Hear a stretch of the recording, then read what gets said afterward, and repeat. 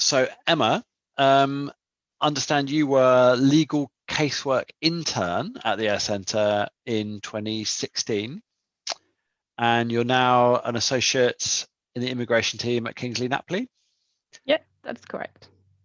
So can I ask you, going right back, what initially sort of got you interested in the law? Yeah, sure. So I started a bachelor degree, more like a general bachelor degree in France with economics, mathematics, sociology, history, and some topics were about law. And it's actually the topics I preferred, maybe because I was better in law than in math, I don't know. But yeah, so that's how I kind of decided to focus my bachelor degree in law. And it was for my third year that I could switch without going back to zero. And I also did my Erasmus year on that year. And I went to Ireland and I discovered EU law, international law, and I just loved it. So I kind of fell naturally, even if it was not what I decided initially. Yeah, that makes sense. And how did you come across the AIRE Centre? Was that when you were in Ireland, or? So it was a little bit after that. I was doing a master degree, a bit in France and a bit in Greece, and I wanted to complete it by doing an internship in London. So I was actually looking for an internship in London, and it's how I came across the AIRE Centre. And it was a perfect fit for me when I saw the ad because it was EU law, and I was doing a master in EU law, and it was immigration, pension, helping people, and I really wanted to work in a charity, find an internship in a charity. So it was just the target internship. So I was very glad when I got it. Yeah. Brilliant. And going back to 2016 when you were at the centre, is there a particular, I know you've done a sort of wide range of work while you were there, but is there anything in particular, like a particular case or a particular client, something you worked on that really sort of stands out as a memorable experience for you?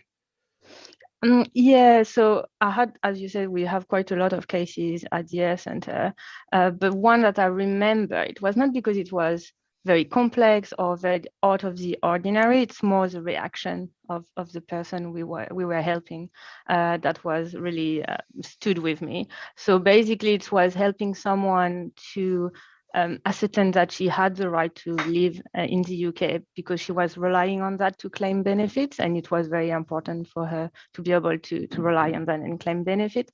And when we got the positive outcome, you could just see in her eyes and in her voice how relieved she was. And I think it's the first time it struck me when you just finish uni and you have no professional experience, no contact with clients or with people you're helping. It's the first time that struck me that, law can be actually very helpful for individuals, for people, and it really impacts their life. So I think that's why it stayed with me.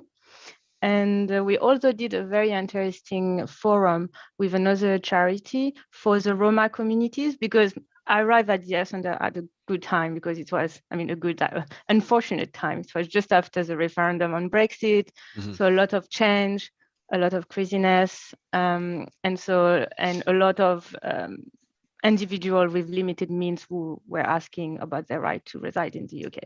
So we target the Roma community. It was one of the projects, and we actually met them in person, and we were the interns advising them after being obviously briefed, but we were advising the people individually. So it was a very strange, stressful, but again, rewarding experience. So that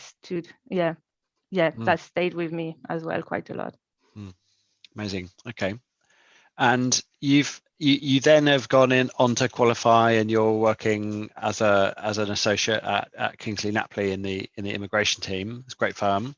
Do you sort of, looking back, do you find yourself still drawing much on the experience you had at the AIRE Centre? Did that sort of help set you up in any way for your subsequent experience? Yeah, definitely. So firstly, it helped me to have that on my CV to find a paralegal position first, and then to climb my way up, if I can say that like that. So within the AIRE Centre, the internship at the AIRE Centre, I'm sure I would not have secured a paralegal position in the immigration area, which what I wanted. So firstly that, but also even if with Brexit, it changed a little bit because we were focusing at the AIRE Centre on helping EA nationals and their family member and using mostly EU law, EU immigration law for that. So this has been scrapped because of Brexit, and a lot of changes have happened. But my knowledge of the previous rules that I developed in practice at the AIRE Centre definitely helped me understand the new rules and the new system. So I will definitely say that it's still quite present in my day-to-day work, yes. And so I'd be really interested to hear a bit more about your current role. So I'm sure no 2 days are alike, but can you give us a sort of flavour of what you do now in your current role? Yeah, of course.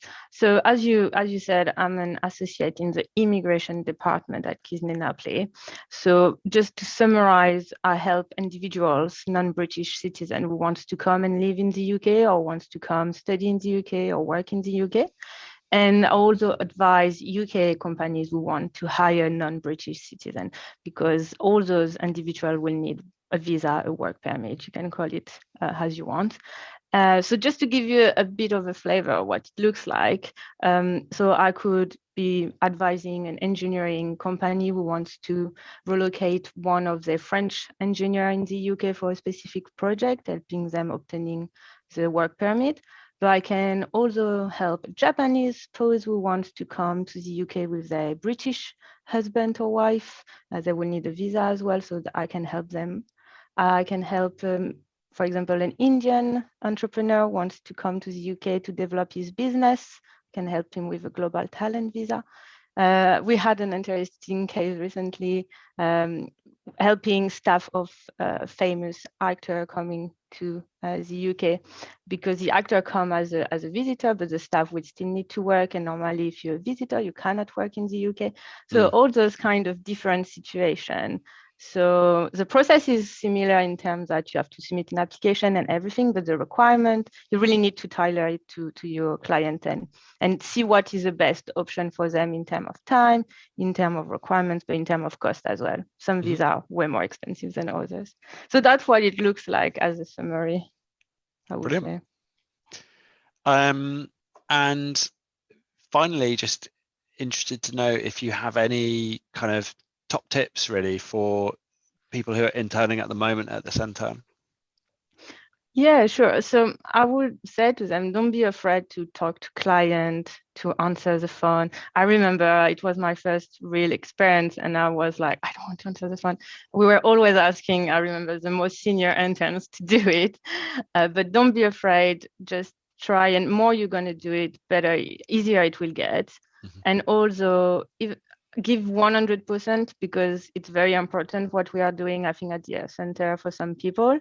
But also don't stress too much about it. If you have a doubt, don't hesitate to see your line manager. Yeah, just, I know it can be quite stressful when you're really trying to help people and you can see that it could have a bad impact on their life if there is a refusal, for example. But yeah, try to not stress too much about it and to put things in perspective. I would advise as well to do that. Sounds like good advice. Well, Emma, thank you again so much for taking the time to speak with us. It's really nice to meet you. Thank you. It was very nice to meet you too.